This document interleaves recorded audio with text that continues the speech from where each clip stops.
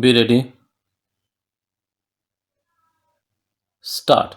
While the discretion to change the policy in exercise of the executive power when not trammeled by any statute or rule is wide enough, what is imperative and implicit in terms of Article 14 is that a change in policy must be made fairly and should not give the impression that it was so done arbitrarily or by any ulterior criteria.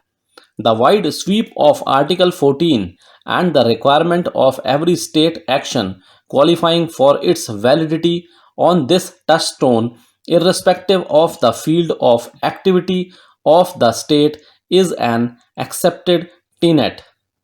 The basic requirement of Article 14 is fairness in action by the state and non arbitrariness in essence and substance is the heartbeat of fair play.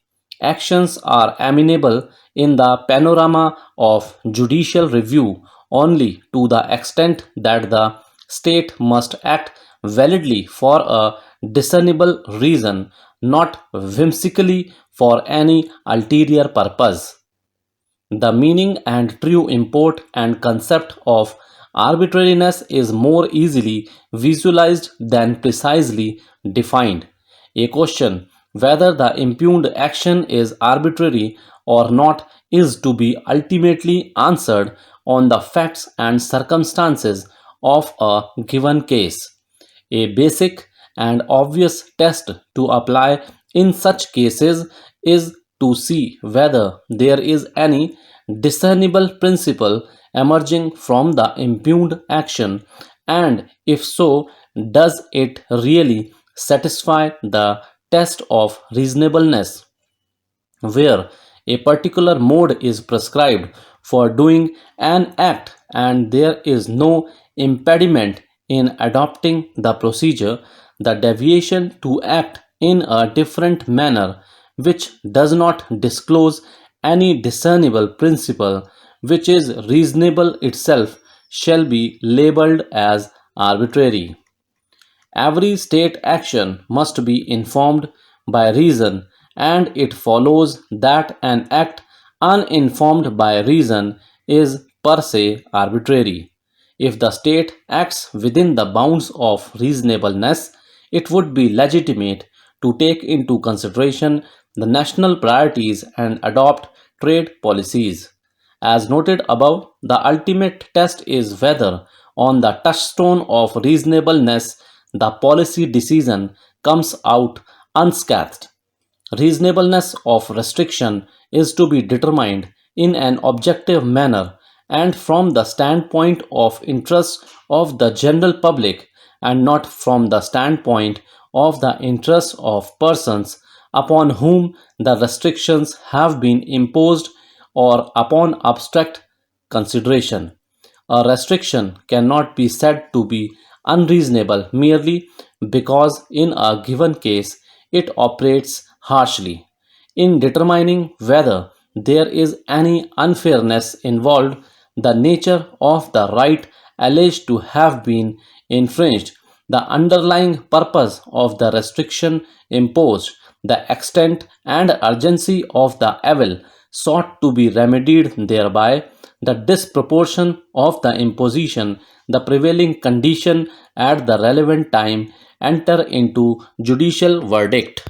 The reasonableness of the legitimate expectation has to be determined with respect to the circumstances relating to the trade or business in question. Canalization of a particular business in favor of even a specified individual is reasonable where the interests of the country are concerned or where the business affects the economy of the country. In a similar case, the dispute was about the terms and conditions of notices inviting tenders NITS for supply of high security registration plates for motor vehicles. The tenders have been issued by various state governments on the guidelines circulated by the central government for implementing the provisions of the Motor Vehicles Act 1988 and the newly amended Central Motor Vehicles Rules 1989. The main grievance of the appellant therein was that all notices inviting tenders, NITs, which were issued by various state governments, contained conditions which were tailored to favor companies having foreign collaboration.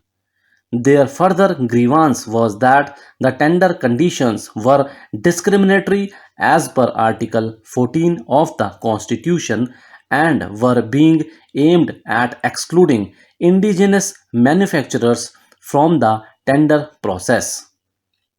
It was also contended that in all the cases, the work of supply of high security registration plates for all existing vehicles and new vehicles was being entrusted to a single license plates manufacturer in a state or a region and for a long period of 15 years, thus creating monopoly in favor of selected bidders to the complete exclusion of all others in the field.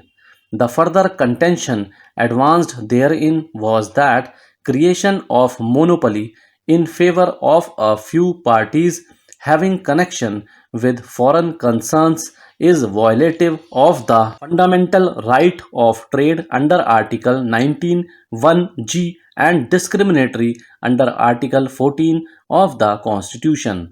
It was also pointed out that in the name of implementing the amended Rule 50 of the Motor Vehicles Rule 1989, the states are imposing conditions in the tender that would take away the existing rights of the manufacturers of plates in India. Thank you.